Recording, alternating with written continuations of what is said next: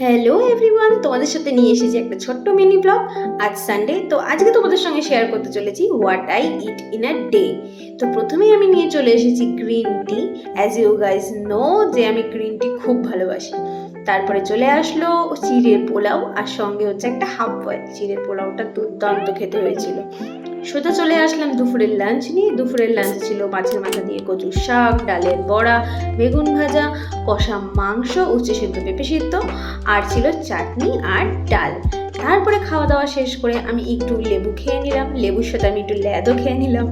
তারপরে সন্ধ্যেবেলা চলে আসলাম চা আর চিড়ে ভাজা নিয়ে। এখানে মায়ের সাথে বসে সন্ধ্যেবেলা একটু চা খেতে খেতে একটু গল্প করছিলাম, মায়ের সঙ্গে একটু আড্ডা দিচ্ছিলাম, আর মায়ের সঙ্গে একটু ইয়ার্কি করছিলাম, যেটা মা একটু রেগে রেগেও যাচ্ছিল।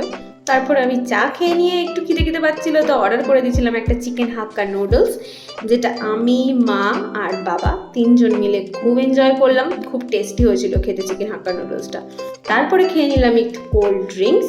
তো সব শেষে রাতের খাবারে চলে আসলো দুপুরে যেটা খেয়েছিলাম সেটাই নিয়ে। তোমরা সবাই ভালো থেকো, বাই।